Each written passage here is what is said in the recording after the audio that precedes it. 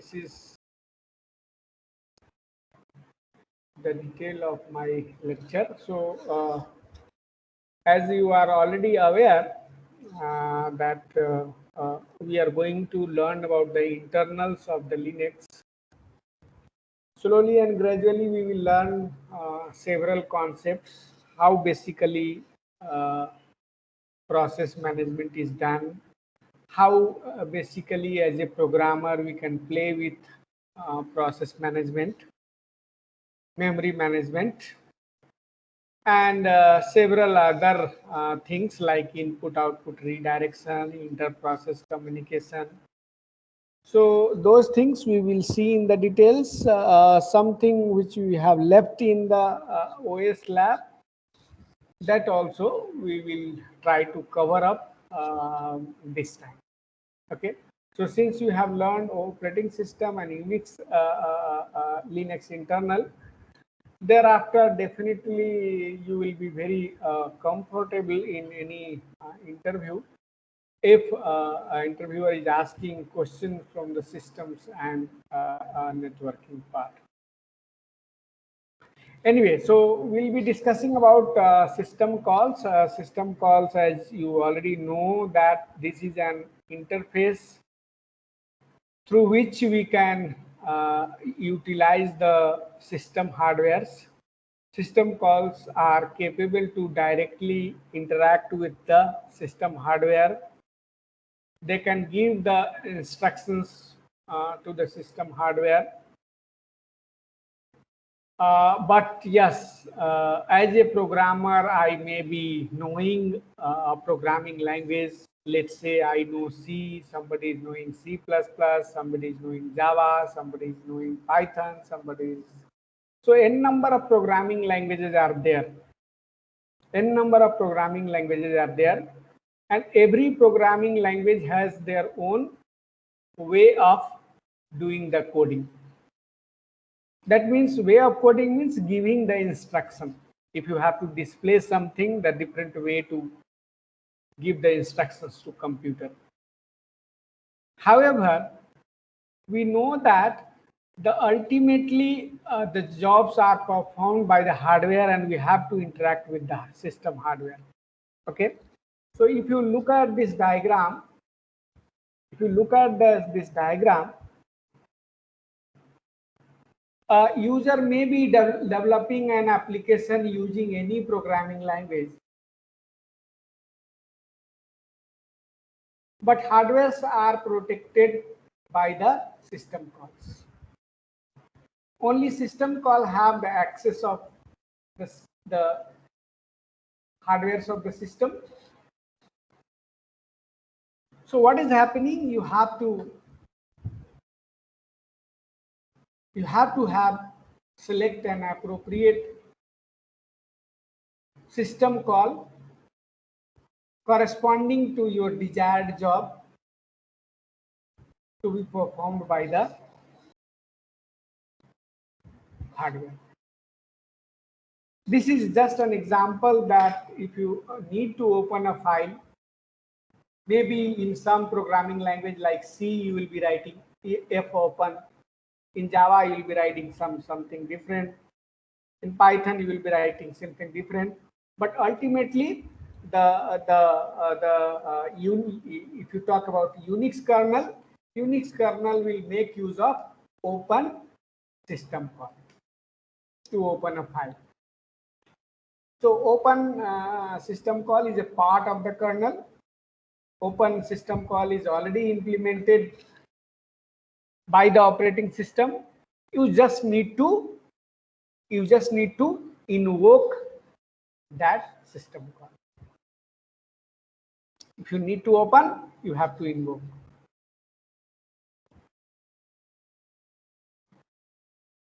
Okay, so definitely the other point I want to just stress upon, that when you are running a user application, you are in the user mode. But when the user application is translated to an appropriate system call and system call is under the execution, At that time, your program moves from user mode to kernel mode. Means if the system call is under the execution, you are in kernel mode. If you are doing other auxiliary work which does not require an involvement of system call, then you are in the user mode. You are doing such activity which does not include system call, that means you are in the user mode.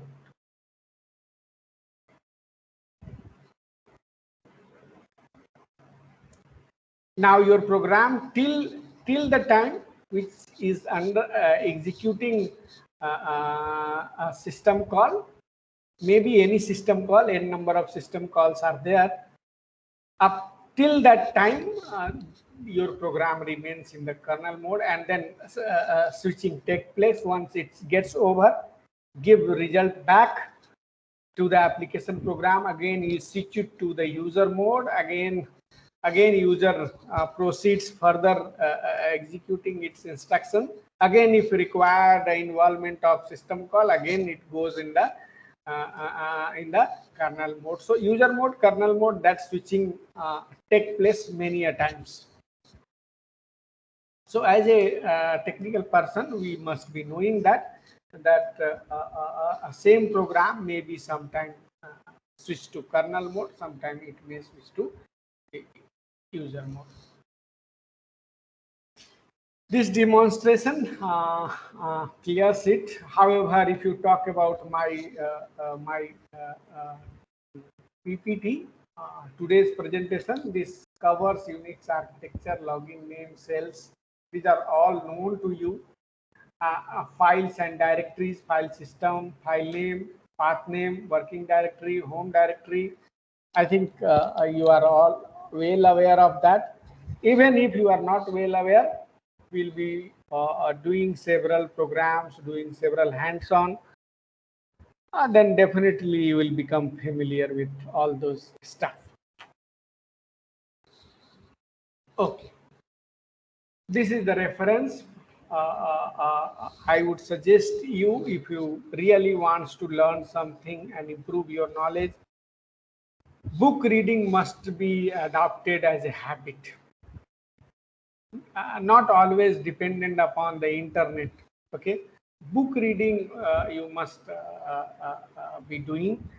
You will be keeping a book and reading it, because the thorough knowledge comes from the book reading. Whatever you are learning from the internet, that may not be complete, that may not be comprehensive. The partial knowledge you may acquire from the internet, but if you want a thorough knowledge, you must go through the books. So that is why I have kept the reference. Some of you may be interested in this course, because you already know that most of the servers are using Linux. So enterprise have a very high demand for a person who is comfortable with Linux administration. Linux administration. Even if in colleges also people are required to handling the systems and their hardwares, then this knowledge of Linux is very much essential in that case. Okay, moving forward, just I want to tell that if you have invoked any system call and that system call is not successfully executed by any region may be n number of region, but the system call has given an error. Now means it has not successfully performed the assigned task. It has encountered an error. So in that case, a fixed number is that which is negative -1 will be returned. Return type is fixed. What is return? If any system call is returning -1, that means your call is failed. Whatever system call you have made, that has failed.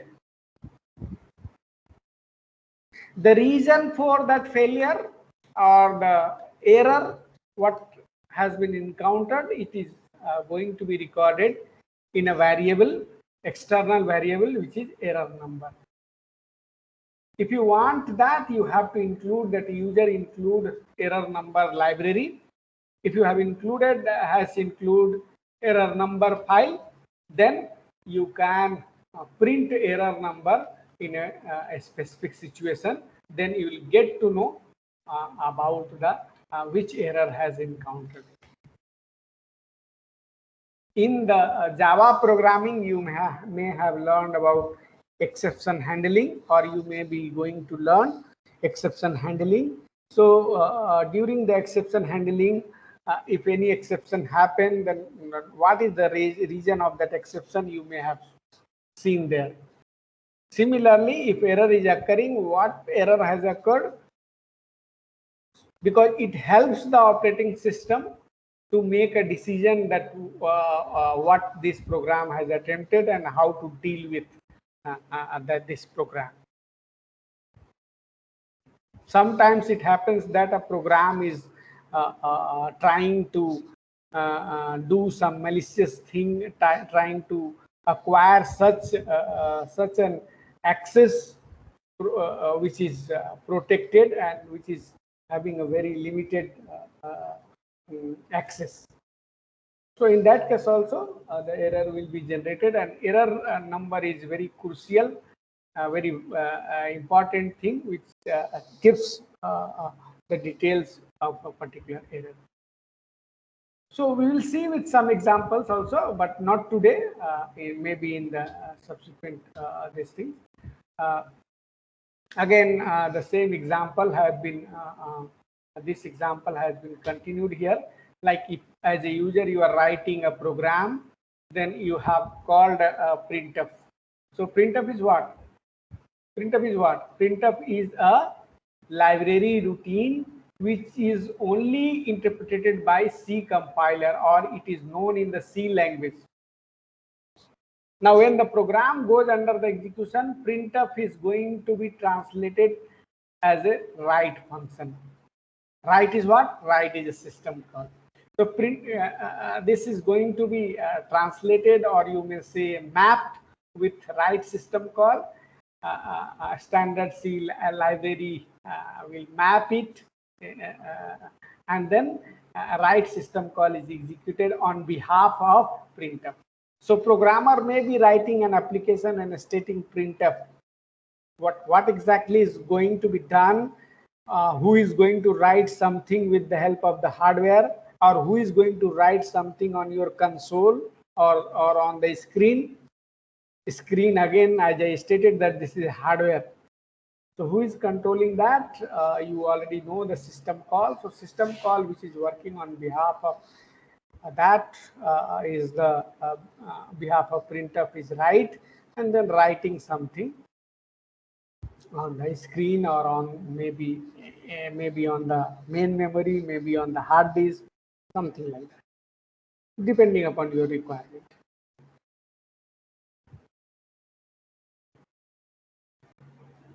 So this may be referred again as a user mode and the kernel mode. Now coming to the another important point, which is very important, that is known as file descriptor. Though I may have referred earlier in your operating system classes also, that I have referred in socket programming also, file descriptor. Every file is having a number, and that number is given by the kernel. Okay, and this basically number can be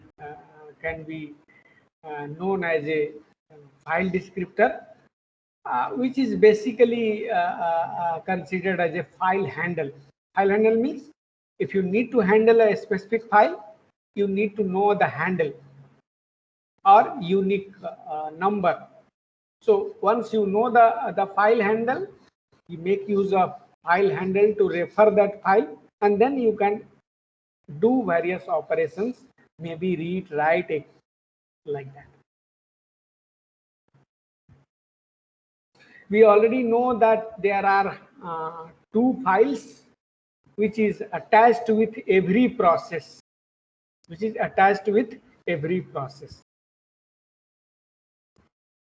the first process in the Unix or the Linux. The first process is is known as init process. The init process is going to spawn other subsequent processes. Okay, so that is why init is known as father of every other processes, because init creates other processes, or basically not other processes, other daemons. Okay, so these daemons are operating system routines which are working in order to provide you an environment so that you can execute your programs, instructions without any problem. So execution of programs are ensured by these daemons, because these daemons are working and providing you an environment where you can work. If you remember, I have already told you that the operating system works as an government which is having control over all the resources, and then the resources are managed and prompted to the end user in such a way so that user can do or execute its instructions without any problem. As we are living in society, and that country authorities provide us such a environment where every citizen should live happily. Similarly, every instructions, every programs, or every instructions must be executed by computer without any problem. That is going to be ensured by the operating system kernel. Now, if one process is created, any process is prompted, okay, then it must be having two files, which is by default. What are those two? One is referring to input, output, and error. So if you remember my classes, I have already told you three files are already attached with, by default attached with every process: input, output, and error. Now, standard error is also attached with your this one console, referring to output screen. Okay, and a standard input is basically, a standard input file is basically your keyboard, mouse. So whatever you are giving as an input from the keyboard, that goes in the standard input file. In Unix, everything is referred as a file. And the file number of a standard input file is 0. File number for a standard output file is 1. So 0 and 1 is basically the known as the file descriptor. And if you are opening a third file, the number given to that is the definitely 2. So please be very careful what I am telling you. If you are writing a program and then opening a file, then what should be the number of that file?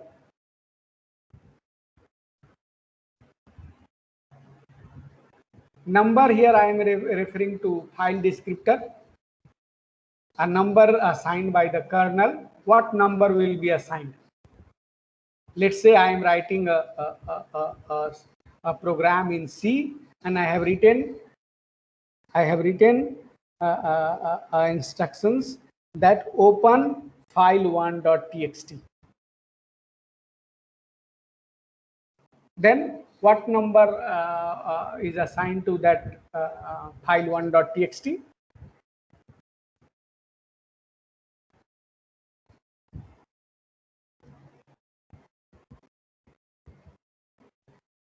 Any idea?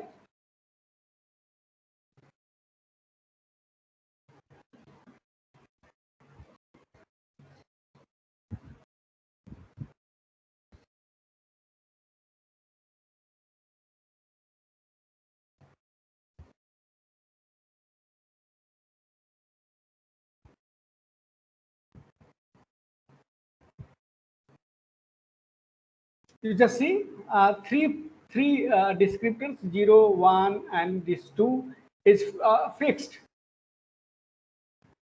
This is given to a standard input, standard output, standard error. So these three file descriptor is 0, file descriptor is 1, file descriptor is 2. What is file descriptor? File descriptor is a number assigned to a file by the kernel. How kernel will assign a number? Kernel will assign a minimum integer number to a file. Now, by default, this you just read it, all Unix processes have three predefined files open. Even if you do not write if you do not open any file, these three files are by default associated with your process or your program. Suppose I have written a program just of hello world, not opening and reading, writing any file. What I have write, just main printf hello world, just written, and then my program is terminated. Still, three files are by default attached with my process, attached with that program. And the number given to these three files are 0, 1, and 2. What is the purpose of these three files? What is this purpose? Because if you are writing a program, you may require some certain input. So for input, file number, if you will get any input, that will be stored in file number 1. Sorry, file number 0. If you have to produce some output, the output goes in file number 1. If some error is coming, that error goes in file number 2. So that is why three files are attached, because it has been understood that if you are writing any program, these three files will be required by you.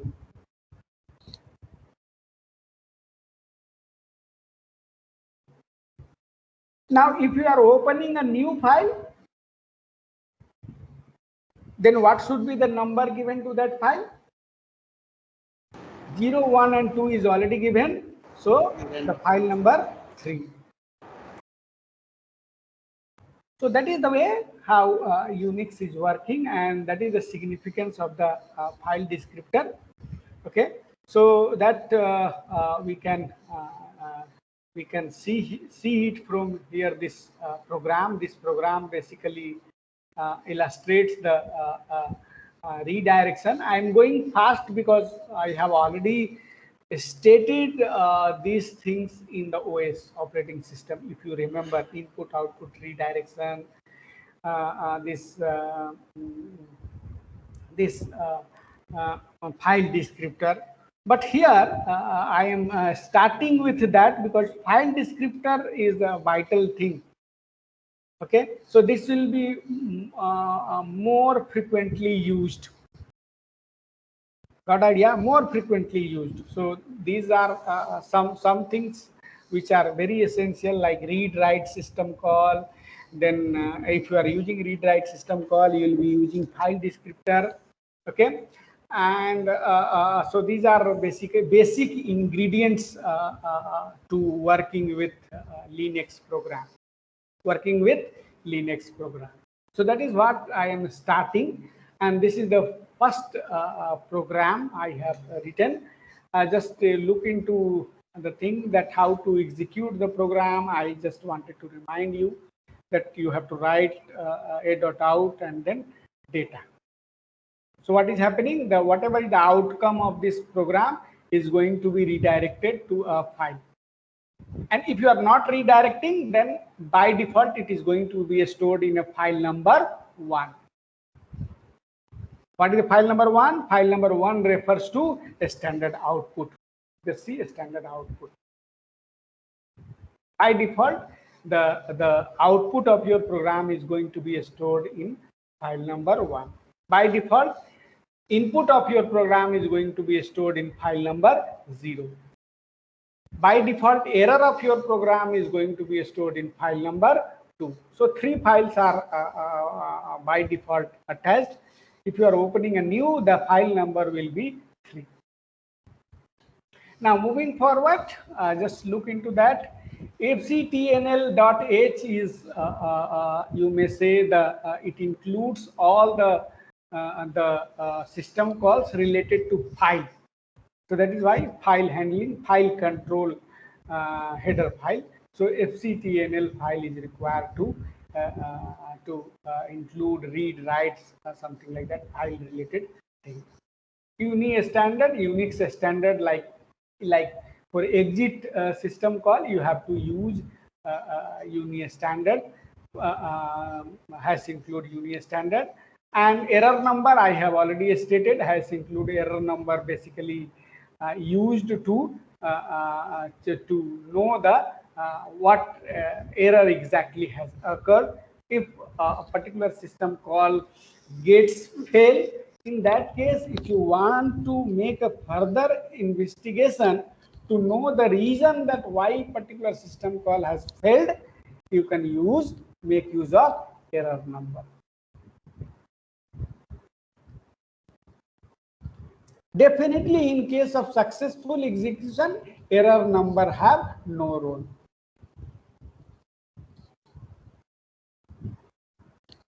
Now, moving forward, so this particular program, I'll just illustrate this program that has defined buffer size. Buffer size is just a variable which is initialized by 4096.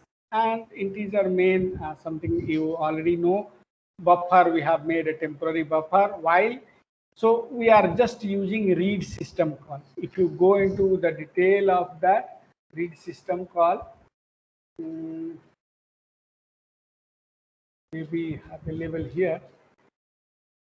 Yes, this is the read system call. Okay. Now, what is the read system call? Read system call basically gets or read some data from a given file. Now, how do we give the file number from where I have to read the data? That is going to be mentioned by the file descriptor.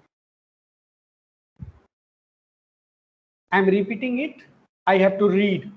From where I should read? I have to mention the file number, and the file number, you know, and the file descriptor is same thing. So I am writing the file descriptor. So basically, I have first argument is that I have mentioned that you have to read from this file number. First argument is referring file number, file descriptor, or file handle. Second argument, buffer pointer. So you will be reading from a particular file and then keeping that content in a buffer, temporary buffer. So the pointer of that buffer is the second argument. So in which buffer you are writing, you have to just mention the initial address of that buffer, from where to start storing the data that I am reading from a file. And the size amount you have mentioned that I want to read 10 bytes from the file number 1, 20 bytes, 30 bytes. So how many, how much data you want to write, sorry, how much data you want to read, that you have to mention as a third argument. So here, if you look into this particular program, what I am doing, I am reading. From where I am reading? Standard file number. So if I am writing a standard in file number, it means what? Standard in file number, just see, standard in file number, that means I am referring to file number 0. So I am reading from file number 0. What do you mean by file number 0? File number 0 means I am reading from standard input. And then I am keeping that content in the buffer, and then this is the last argument is the buffer size, and then this program you have done in the operating system. Okay, so then you are whatever you have read, that is you have kept it in this buffer, okay, temporary buffer, and same you are putting it in the another file number is you are writing, you are reading from one file and writing in the another file. How many bytes you have read, that is the available in n. If any value of n is negative, if n is less than 0, that means the call of read system call is unsuccessful. It has given an error, and what is the error number? You can display. If n is less than 0. Now n number of bytes that you have read from a standard input file number, that means from the input file, that you are keeping it on the output file. So read from input file, write from the output file. Normally, what is the input file? Input file is referring to keyboard. So you are reading some content from the keyboard and you are writing it on the console. How much? That is equal to n. If it is less than n, that means you have read n number of characters, but how many you have kept is less than n. So that means write is unsuccessful. If write is unsuccessful, then why write has become unsuccessful, you can just come to know with the help of this error number. So this is just a few idea about it in the Unix, how you have to proceed. Okay, this is again the demonstration of same concept, that this is file descriptor 01. Okay, one may ask, sir, why you are representing only 01? So 01 and 2 is may also be mentioned here, and new file if you are opening, that must be given a number 3 onwards. So one new file 3, second new file 4, 5, 6, 7, like that. Okay, so this inode and all I'll be not mentioning now. Okay, so we'll be taking some more time. Okay, just see that the open and open system call. So open is again a system call which having two version. Open 2 means 2 arguments. Open 3 means 3 arguments. So both can be utilized. So what basically we are learning is that we are learning details of the system calls that can be used. So details of the system calls which is available in the Unix, we can make use of that system. So whenever necessity arises, forget about application program, I can directly invoke these system calls with C programs. So that is why C programs is more powerful. Why it is? Because it can use C library routines, as well as it can also invoke the available system calls directly. So forget about C library routine. I do not know what is the library routine. Why? Because if you look into that, ultimately we have to invoke the, you have to translate a library routine should be replaced by appropriate system call. So this replacement also requires some time. So time is complexity is going to increase. So why not I should directly invoke a system call and perform my task.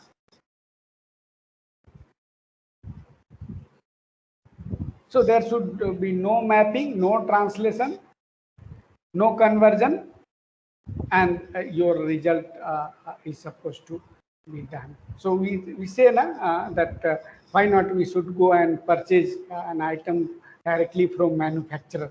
Why we have to consult to the intermediary. Similar things is here. I should, if I know the system calls and what is the purpose of system calls, what is the how it can be utilized. So this is a prototype that how it is going to, how you can use the system call. If you know, you can directly invoke and use. What is there in the path? You have to just mention that relative or absolute path of the file that you are going to open. Now one may ask, sir, what is O flags? Okay, so it is O flags is basically determined method in which the file is to be opened. And whether it should be read only, write only, read write, that you can mention. If you are going to open a file, you want to open in read only mode, write only mode, read write mode, that you can mention at a O flag. How I'll be demonstrating you in next slide. It is mentioned that what should be the value of O flags. Then mode, a bitwise or separated list of values determine the permission of a file. If it is created, see a list of legal values at the end.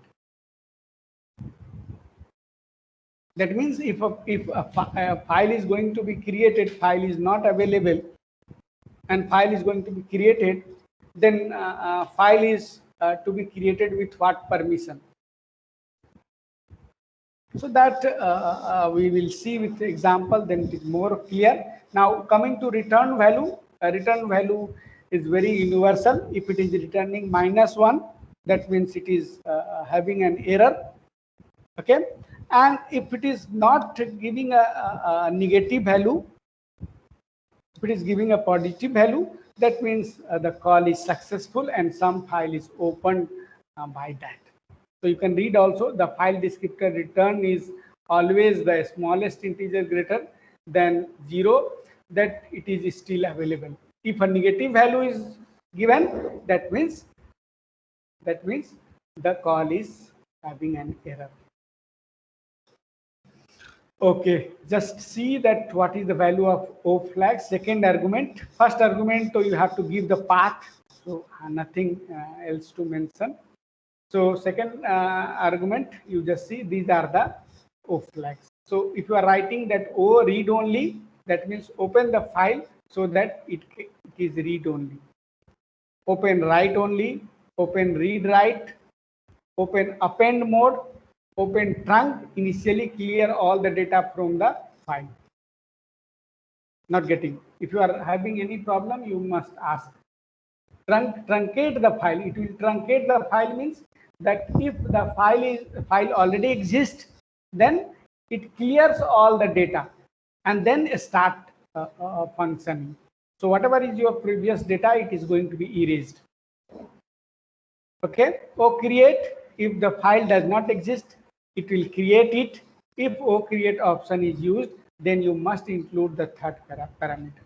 So you just understand here is that if O flag is O create, then you have to increase this mode. Why? Because you are going to create a file. If you are going to create a file, you have to mention that what permission you are giving on the file that you are going to create.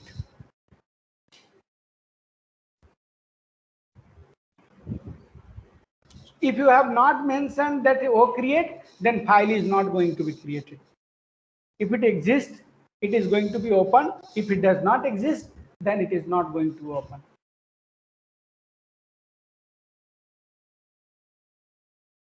But if you have mentioned as a second argument create, okay, that means if file exists, it's okay. If it does not exist, then it is going to be created with the permission mentioned as a third argument.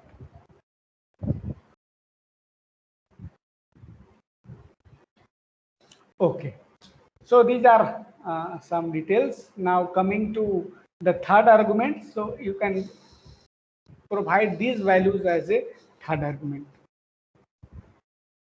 Okay, I have already told you about the file permission, read, write, and execute, though I will again repeat it here in some other lecture. But just to start, here also I have to tell that set read, write for the owner to true, set write for owner, set execute write for the owner if you are writing ix user. If you are writing group ir group, then you are giving some permission to group. Here you have read permission given to group, write permission given to group, execute permission given to group, and then others. Read permission for others, write permission for others, and execute permission for others. So it depends upon what is the value, and accordingly you are providing permission to newly created file. As a third argument, you mention any one of these, and then accordingly file permission is granted. Okay, so with that I am finishing lecture. Now I'll go to the practical implementation. So I'll be giving you some experiment now. What experiment you are supposed to do? That I'll be giving 2 assignments. Just give me some time.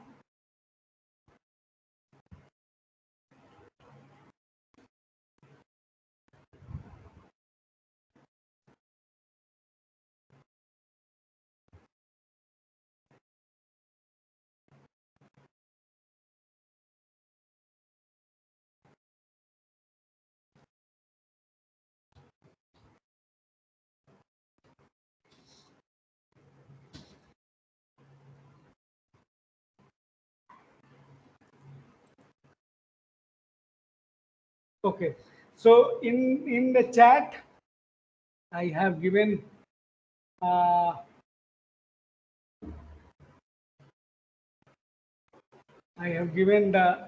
program. You just go and read it and try to do. I have also given the instructions to do it. Okay. If any problem, you can raise. Just read it. If you find any problem, you can discuss with me. No problem. Okay. Otherwise, you try to implement it. Then I'll be giving some another program. First of all, you finish this one. This is the easiest program you have already done. I have mentioned in my slide also, like it is just like this program. I have made some alteration in this program. This one.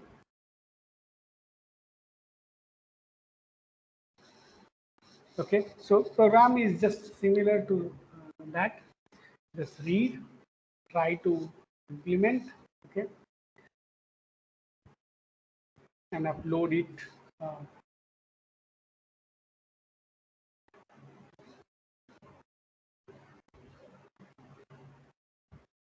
Any problem? Anything you want to discuss? Just see your chat. Assignment 1 is available or not?